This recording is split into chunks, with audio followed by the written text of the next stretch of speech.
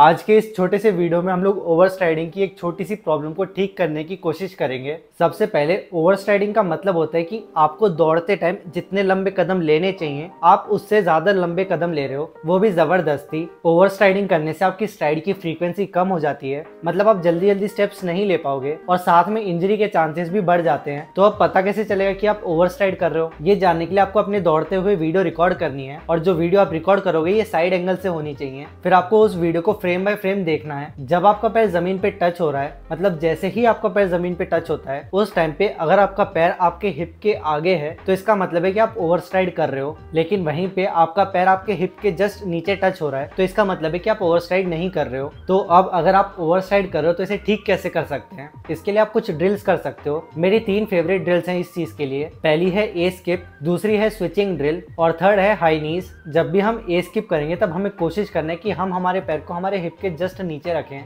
जब हम switching drill करेंगे उसमें भी हमें कोशिश करना है कि हमारा पैर हिप के नीचे आए और यही चीज हमें हाई नीज में भी करना है। अब ओवर स्ट्राइडिंग को ठीक करने के लिए आप एक और क्यू यूज कर सकते हो और वो है हैमर एंड नेल क्यू। जब भी आप दौड़ोगे आपको इस तरीके से इमेजिन करना है कि आपका जो शिन है वो एक कील है और जो आपके थाइज है वो एक हथौड़ा है, और जैसे हम किसी कील को दीवार में ठोकते हैं उसी तरीके से आपको इस कील को जमीन में ठोकना है। अगर हमें किसी कील को अच्छे से ठोकना है तो हमें उसे सीधा रखना पड़ेगा और हथौड़े से सीधे उसके ऊपर मारना पड़ेगा। अगर हम कील को इस तरीके से टेढ़ा रख के हथौड़े से मारेंगे तो वो एक ज्यादा अच्छा ऑप्शन नहीं रहेगा। तो सेम ऐसे ही जब आप दौड़ोगे तब आपको अपनी इस कील को अच्छे से नीचे सीधा रखना है, इस कील को आपको टेढ़ा नहीं करना है। और इस चीज को अपनी प्रैक्टिस में लाने के लिए जो हाई नी वाली ड्रिल है वो बहुत अच्छा ऑप्शन है। जब भी कोई एथलीट हाई नी करता है तो ज्यादातर वो अपने शिन को सीधा ही नीचे जमीन पे रखता है, जो कि एक बहुत अच्छी चीज होती है। और अगर आप अपनी ओवर स्ट्राइडिंग को ठीक करने के लिए हाई नीज करोगे तो फिर आपको अपने पैर को लिफ्ट करने पे ध्यान नहीं देना है, बल्कि आपको इस चीज पे ज्यादा ध्यान देना है कि आप अपने पैर को नीचे जमीन पे कैसे रख रहे हो। हमें हमारे शिन को बिल्कुल सीधा करके नीचे जमीन पे रखना है। जब आप खड़े खड़े हाई नी करोगे तो आप देखोगे कि आपका पैर आपके हिप के नीचे ही आता है हमेशा। अब आपको इस चीज को धीरे धीरे आगे बढ़ते हुए करना है। आप ऐसे छोटे वाले कोन्स लगा सकते हो जिसका गैप आपको कम रखना है, 40-50 सेंटीमीटर से ही आपको स्टार्ट करना है। और जब आप इसके ऊपर हाई नी करते हुए आगे बढ़ोगे तब आप देखोगे कि आप बिल्कुल भी ओवर स्ट्राइड नहीं कर रहे हो। अब ये 50 सेंटीमीटर से आपको सीधे 2 मीटर पे नहीं जाना है। आप पहले 50 सेंटीमीटर पे अच्छे से उसको प्रैक्टिस करना, फिर उसको 75 सेंटीमीटर करना, फिर 1 मीटर करना, फिर 1.25, फिर 1.35, 1.45, 1.50, ऐसे धीरे धीरे आपको वो कोन्स के बीच का डिस्टेंस बढ़ाना है। और जब भी आप वो डिस्टेंस बढ़ाओगे वो बढ़ाने से पहले आपको अपनी एक वीडियो रिकॉर्ड करके देखना है और वीडियो में आपको चेक करना है कि आपका पैर कहाँ पे आ रहा है। अगर आपका पैर हिप के नीचे आ रहा है तो ही आपको वो डिस्टेंस को बढ़ाना है, लेकिन अगर आपका पैर आपके हिप के आगे आने लग जा रहा है तो फिर आपको डिस्टेंस को और नहीं बढ़ाना है, बल्कि उसी डिस्टेंस पे इस चीज को ठीक करने की कोशिश करना है। हमने बहुत सारे एथलीट को देखा होगा जो अपने नी को खोल लेते हैं और फिर उसके बाद में उसको नीचे लेके आते हैं। इस टेक्निक में कुछ बुरा नहीं है, लेकिन अगर आप एक बिगिनर एथलीट हो या फिर आपको ज्यादा ट्रेनिंग का एक्सपीरियंस नहीं है तो फिर आपको इस चीज को नहीं करना चाहिए, क्योंकि अगर आप अपने नी को खोल लोगे तो फिर बहुत ज्यादा चांसेस हैं कि वो आपके हिप के आगे ही टच होगा। और अगर आपको उस पैर को खोल के भी अपने हिप के नीचे लाना है तो उसके लिए आपके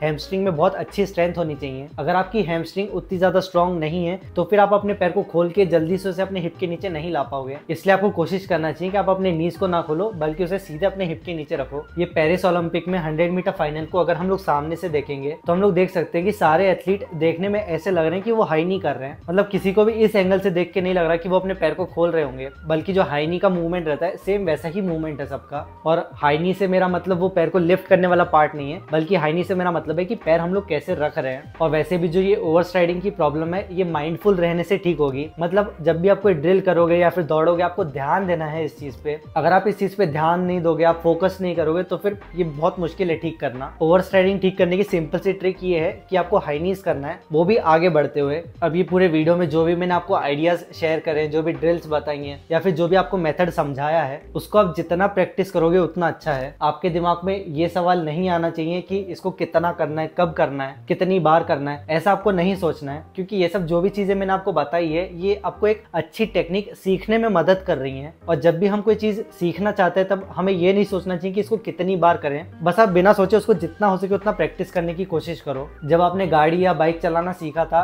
तो स्टार्टिंग में मतलब गाड़ी बंद हो जाती थी आपसे, तब उस टाइम पे जो आपको सिखा रहा था आपने उससे नहीं पूछा था कि मुझे कितनी बार चला के देखना है, कितने किलोमीटर चला के देखूं, ऐसे सवाल आपने उससे नहीं पूछे थे। अगर आप पबजी जैसे गेम खेलते हो तो फिर जब आपने पहली बार वो गेम खेलना स्टार्ट किया था तो आप हो सकता है बहुत जल्दी आउट हो गए थे, लेकिन तब आपने अपने दोस्त से ये नहीं पूछा था कि मैं इसको कितनी बार खेलूं, कितने गेम खेलूं। आप बस उस चीज को बार बार प्रैक्टिस करते गए क्योंकि आपका उस चीज में इंटरेस्ट था। तो सेम वैसे ही अगर आप वही इंटरेस्ट किसी नई टेक्निक को सीखने में लगाओगे तो फिर उसको सीखने के लिए फिर आप एक दो रेपिटेशन नहीं करोगे, बल्कि आप दिन रात लगा दोगे उस चीज को ठीक करने के लिए। और ऐसे ही वो चीज ठीक होगी ज्यादा से ज्यादा रेपिटेशंस करके। और सिर्फ खाली रेपिटेशन नहीं करनी है, आपको अच्छे से सोच समझ के उस टेक्निक पे ध्यान देते हुए उस चीज को करना है। आई होप ये वीडियो से आपको कुछ हेल्प मिली होगी। अगर आपको ये वीडियो पसंद आई तो इसे लाइक कर देना, चैनल पर नए हो तो सब्सक्राइब कर देना ताकि आप ऐसी वीडियोस को मिस ना करो।